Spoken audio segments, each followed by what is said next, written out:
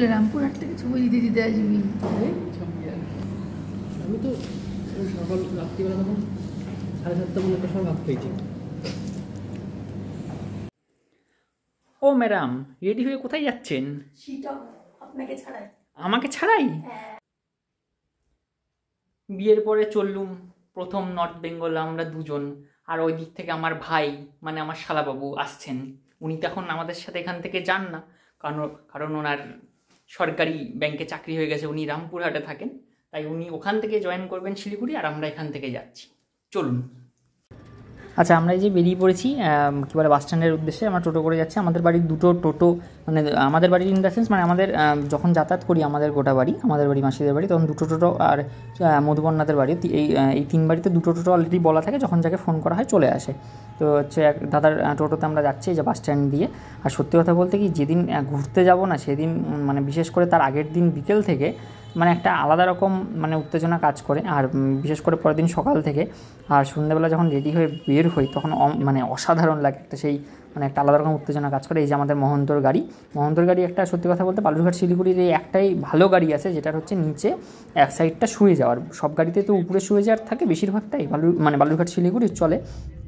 মহন্তর এই গাড়িটা তো হচ্ছে শুয়ে যাওয়ার আছে নিচে, আর একদিকে শুয়ে যাওয়ার নিচে, আর একদিকে সিট দুটো, এবং সিটগুলো খুবই কমফোর্টেবল, মানে খুবই ভালো। তো এই দেখো গাড়ি আমাদের বাস স্ট্যান্ড থেকে ছেড়ে দিয়েছে, বেরোচ্ছে। আর এই যে চপের দোকান, এই কাকুর দোকানের কথা বলে দিই, আগেরটা যেটা দেখলে, তো ওই কাকুর দোকানের চপই আমরা বেশিরভাগ খাই। মানে বালুরঘাটের মধ্যে যদি সত্যি কথা বলতে মানে চপ টপ খেয়ে পেট ভার না করতে হয়, তাহলে এই কাকুর দোকানের চপ মানে খাওয়াটাই আমি মনে করি সবথেকে ভালো, খুবই ভালো। আর এই যে বলতে বলতে আমাদের গাড়ি বেরোচ্ছে। এই যে মানে সত্যি বলছি মানে দারুণ লাগে, এই যে ট্রেন পার হচ্ছে, মানে এটা হিলি মোড়। তো গাড়ি ধীরে ধীরে এগিয়ে চলছে। সত্যি কথা বলতে গাড়িতে ওঠার পরে না মানে অনুভূতিটা মানে দারুণ হয়। আর সেদিন মধুবনার একটু শরীরটা মানে তখন বিকেল থেকে একটু খারাপ ছিল, মানে খারাপ বলতে মনে ওরকম খারাপ নয়, ওর শরীরটা একটু খারাপ লাগছিলো। তো যাই হোক, সেটা সব ঠিক হয়ে গেছে। নাইট গাড়িতে এই জিনিসটা সবথেকে ভালো লাগে, যখন লাইটটা অফ করে দেয়। আর এই যে দেখো মানে প্রচণ্ড ঠান্ডা, এর মধ্যে হচ্ছে রায়গঞ্জ পার করে জায়গাটার নামটা আমি ভুলে যাচ্ছি, এটা করণদিঘি সাইডটাই বোধহয়। তো এখানে খাওয়ার জন্য শিলিগুড়ি গাড়িগুলো বেশিরভাগ থামে আর কি। প্রচণ্ড ঠান্ডা ছিল, মানে ভালো পরিমাণ ঠান্ডা ছিল ওই সময় ওই জায়গাতে। আর এখানে সব গাড়িগুলোই থামে, মানে শিলিগুড়িগামী যে গাড়িগুলো আছে বেশিরভাগ এখানে থামে। আর একটা জায়গা আছে ওখানে এবার থামেনি, এটা এখানেই থেমেছে, এখানেই বেশিরভাগটা থামে আর কি। তো হচ্ছে প্রচণ্ড ঠান্ডা, ঢেকে যাচ্ছে ঠান্ডায়। গুড মর্নিং সকলকে। আমরা শিলিগুড়িতে বোধহয় 4:30 পৌনে 5টার দিকে নামলাম। তো আমাদের ওর একটা হুডি পরা ছিল, আমার এমনি পাতলা জ্যাকেট পরা ছিল। মানে এতটাই ঠান্ডা যে ট্রলি খুলে আবার জ্যাকেট বের করে আবার পরতে হলো। বোধহয় এখন এখানে মোটামুটি 9-10 এরকম হবে। প্রচণ্ড ঠান্ডা লাগছিল। তো শিলিগুড়ি বাস স্ট্যান্ডে আমরা পৌঁছে গেছি। তো এখন আমাদের ভাই আসেনি, ভাইয়ের গাড়ি একটু দেরি হবে, যেহেতু রামপুরহাট থেকে আসছে, তো একটু লেট হবে। তো ও আসুক, তারপরে আমরা শিটংয়ের উদ্দেশ্যে রওনা হব। এই যে বলতে বলতে ভাই চলে এসছে। ভাই তো হচ্ছে রামপুরহাট থেকে বাসে এসছে শ্যামলীতে। তো সেদিন বাসটা ঢুকতে যেহেতু কুয়াশার জন্য একটু দেরি হয়েছিল, আমরা দাঁড়িয়েছিলাম।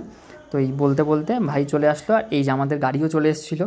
তো আমরা এই যে শিলিগুড়ি শহর দিয়ে আমরা বেরোচ্ছি। আর সত্যি কথা বলতে শিলিগুড়ি শহরটা এতটাই ভালো লাগে না, কি আর বলবো, মানে দারুণই লাগে। আর যখন পাহাড়ের উদ্দেশ্যে রওনা হই, গাড়িতে যখন ওঠা হয়, তখন একটা আলাদা রকম অনুভূতি, মানে দারুণই একটা বিষয়।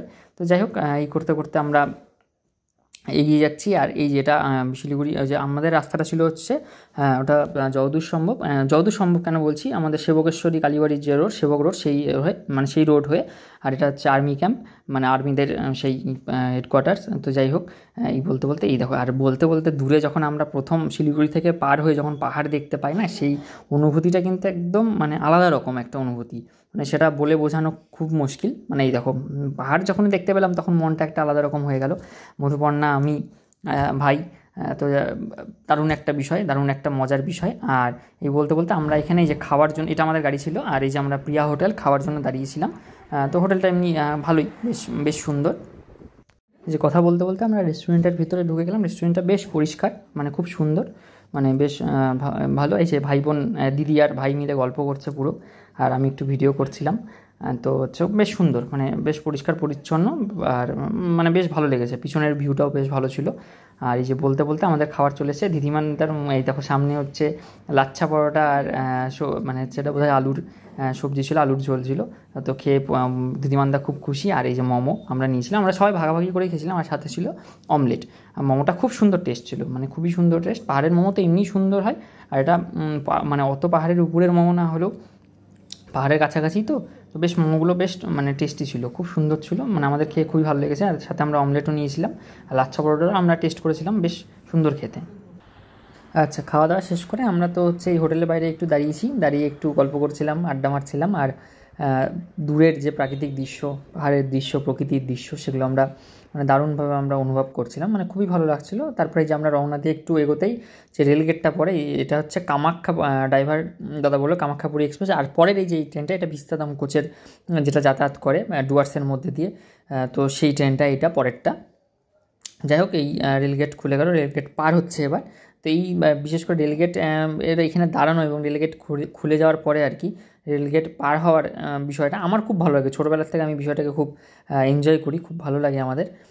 তো যাই হোক, এগুলো বলতে বলতে রেলগেট পেরিয়ে গেলাম। আর তারপরে এই যে শুরু হয়ে গেল পাহাড়ের সেই পাহাড়ে ওঠা। আর এই যে সেবকেশ্বরী কালী মন্দির, সেবকেশ্বরী মা আমার সত্যি বলছি খুব জাগ্রত মা। আমার প্রত্যেক মাই আমার খুব কাছের, এই মাও আমার খুব কাছের, খুব আমি মানি এই মাকে, খুব ভালো লাগে মানে খুব ভালোবাসি আমি, খুব বিশ্বাস করি। তো যাই হোক, ওই সেবকেশ্বরী কালী মন্দির পার করে এবার আমরা এগিয়ে যাচ্ছি। আর এই যে সেবক ব্রিজে সেবক করোনেশন ব্রিজ, এই ব্রিজে কোনোদিন দাঁড়িয়ে ছবি তোলা হয়নি, ইচ্ছা আছে কোনোবার দাঁড়িয়ে ছবি তোলার। তো যাই হোক, সেটা নিশ্চয়ই হবে একদিন।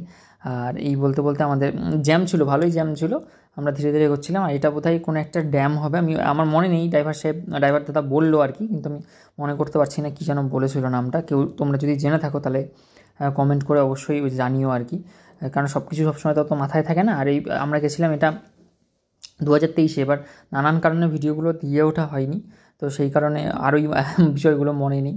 তো যাই হোক, এই বলতে বলতে আমরা একটা ভিউ পয়েন্টে আসলাম। তো ড্রাইভার দাদা বললো এটা হচ্ছে চুচুডুঙ্গা ভিউ পয়েন্ট, শিটংয়ে ঢোকার আগে এটা চুচুডুঙ্গা ভিউ পয়েন্ট, বেশ সুন্দর, মানে খুবই ভালো লাগছিলো, এত ভালো লাগছিলো। আর এই যেখানে না মেলা হচ্ছে, তো ওখান থেকে আমরা দাঁড়িয়ে মানে মেলার যে মানে জায়গাটা সেটাও আমরা দেখতে পাচ্ছিলাম, খুব ভালোভাবে দেখছিলাম আর কি। এই যে মধুকন্যা দাঁড়িয়ে আছে এখানে, ভাই দাঁড়িয়ে আছে। আর এই যে নীল জ্যাকেট, সেটা হচ্ছে আমাদের ড্রাইভার দাদা। তো যাই হোক, খুব ভালো ছিল, বেশ ভালোভাবেই ঘুরিয়েছে আমাদেরকে শিটং ট্যুরটা। তো মানে বেশ সুন্দর লাগছিলো। আর এখানে ওঠার সময় না খুব সাবধানে উঠতে হচ্ছিলো, একটু মানে খাড়াই পথ ছিল, আর একটু সাবধানে উঠতে হচ্ছিলো, সরু যেহেতু রাস্তাটা ছিল। এই মধুকন্যা যেখানে দাঁড়িয়ে আছে ওটা দিয়ে ওঠার রাস্তা। তো যাই হোক, এগুলো বলতে বলতে আমরা সব গল্প করছিলাম, প্রাকৃতিক দৃশ্য অনুভব করছিলাম। আর আমরা গেছিলাম হচ্ছে ওটা যত সম্ভব 25শে জানুয়ারি, যেটুকুনি মনে পড়ে। তো যাই হোক, মানে বেশ সুন্দর লাগছিল, খুবই ভালো লাগছিলো। আর সত্যি কথা আরেকটা জিনিস বলি, সেটা হচ্ছে যে আমরা অ্যানিভার্সারি উপলক্ষে আমরা গেছিলাম, সেই অ্যানিভার্সারি ভিডিও আসবে 27 জানুয়ারি, আমরা ওখানে সেলিব্রেট করেছিলাম। তো শিটংয়ের হোমস্টেতে সেই ভিডিও আসবে কোনো এক পার্টে। তো এগুলোই হচ্ছে কি বলবো, এগুলোই সব মানে চলছিল আমাদের, নানান রকম গল্প, নানান রকম আড্ডা, কী করব না করব। ভাই গেছিলো সেই জন্য আমাদের সাথে আরও মানে বিষয়টাকে আরও ভালোভাবে এনজয় করার জন্য। আর সত্যি কথা বলতে ভাই না গেলে তো জমে না, আমি আর মধুকন্যা একা গিয়ে, সেই সময়ের কথা বলছি, সেই সময় একা গিয়ে করবোটাই বাকি। ভাই ছাড়া তো কোনো ট্যুর আমাদের হয় না, যত ট্যুরেই গেছি সব ভাইয়ের সাথেই যাওয়া। যাই হোক, এই বলতে বলতে আমরা ওখান থেকে নেমে আসছিলাম। আর এই বলতে বলতে আমরা দেখো হোমস্টেতেও পৌঁছে গেছি, হোমস্টের ভিডিও আসবে। ভিডিওটি কেমন লাগলো অবশ্যই জানিও, কমেন্ট করে, লাইক করে, শেয়ার করে। দেখা হবে নেক্সট পার্টে।